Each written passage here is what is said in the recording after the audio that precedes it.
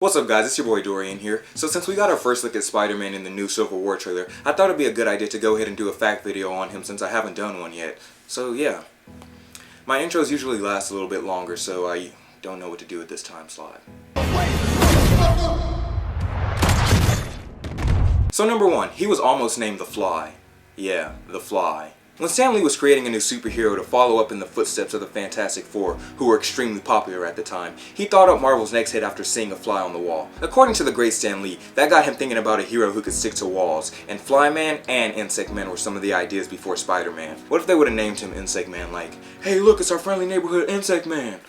Like, what is he gonna do? Come save your house from bugs or something? Well, I'm glad they didn't do that. Stanley, I'm gonna let you slide on that one because you're the man and I respect the hell out of you though. Number 2, he's actually transformed into a real spider. Spider-Man has undergone various transformations over the years. He even had 6 arms at one point. However, one of the most bizarre transformations came when he literally became a giant spider. This was all part of a convoluted storyline which only seemed to exist to bring the comics and movies closer together. As the end result, when Peter hatched from the spider, he was given organic web shooters like the ones featured in the original Spider-Man movies. And that lasted for a few years, but Spider-Man eventually went back to his original mechanical web shooters as part of a reboot of sorts in Brand New Day. Number 3, his greatest enemy got his girlfriend pregnant, and please don't let Jerry Springer hear about this, he would have a field day with it. One of the most controversial Spider-Man stories of all time was when Gwen Stacy had an affair with the middle-aged Norman Osborn as a teenager. She fled to Europe and had twins in secret, but the goblin serum in their system would cause them to rapidly age, and they returned years later to try to kill Spider-Man after Norman successfully found and brainwashed them. The story also revealed that Peter and Gwen had never had sex, and many fans felt like it completely ruined the legacy of one of the only handful of characters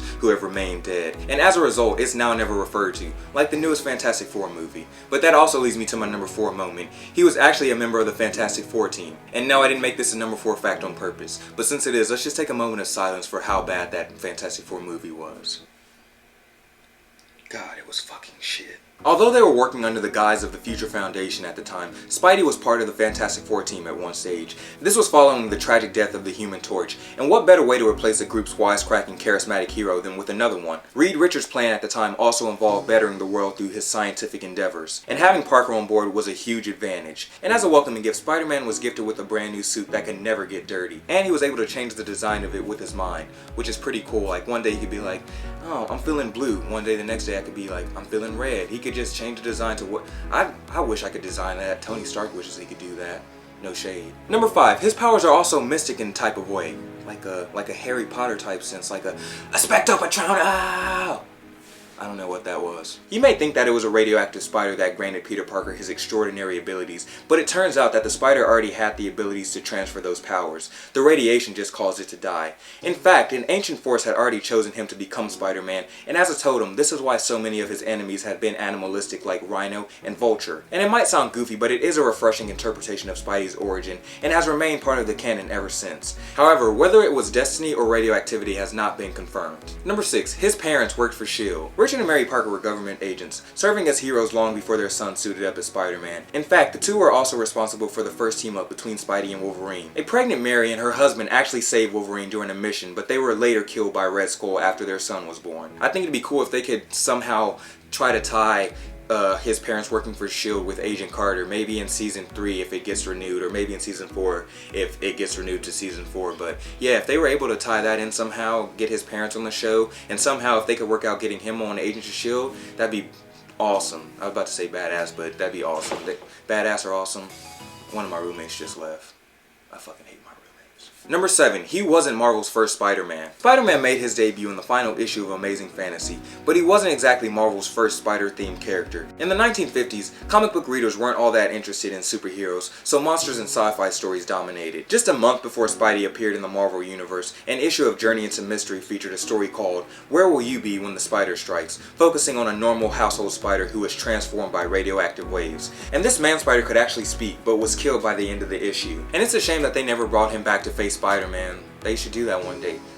Marvel, where you at? Number 8. He's been rebooted as a kid named Miles Morales. 2 months before Peter's death and Norman Osborn's arrest, a young thief named Miles Morales breaks into Oscorp. After stealing a spider, he gets bit and manifests similar powers to the original Spider-Man. Taking this as a sign, he decides to clean up his act and redeem his criminal past by protecting the city. After helping the Avengers defeat Electro, he was granted the mantle of Spider-Man from Spider-Woman and given a tape by Scorpion that teaches him how to fight like the original Spider-Man. The biggest difference between Miles and Peter was Miles' Venom Blast, which is noticeably different from the web blasts that come from Peter's web shooters. Number 9. He wasn't that big of a nerd. One of the biggest complaints about both Spider-Man movies was his origin. Fans were upset that he wasn't being portrayed as anywhere near the nerd he was in the comics. And I mean, he had a girlfriend by issue number 7, dished his glasses and beat up the school bully by issue number 8, and spent his college years being fought over by the beautiful Mary Jane and Gwen Stacy. So long story short, he gets ass.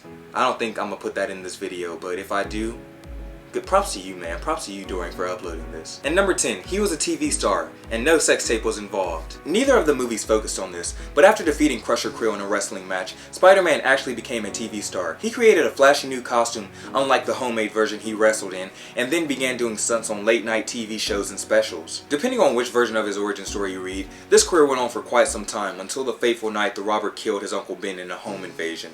Regardless, he would soon give up his 15 minutes of fame in order to focus on being a superhero, and thus, the Amazing Spider-Man was born. Badass. But yeah guys, that's it for my top 10 Spider-Man fact video. I hope you guys learned something new, and I hope you also enjoyed this video. And if you did, make sure to hit that like button and also subscribe for me, because a new subscriber is a new friend, and I like making new friends because you guys are awesome. So yeah, also make sure to check out my Captain America Civil War trailer reaction, and while you're at it, check out my top 10 facts about Deadpool. I'm pretty sure you'll learn something new about that guy too. Alright, I love you guys. I'll see you later on. Actually, I won't see you later on this week. I'll see you guys next week for a new video. Alright, peace out.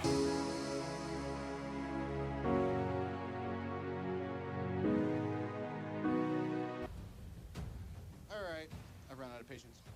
On the roof! Oh! Let's fucking go!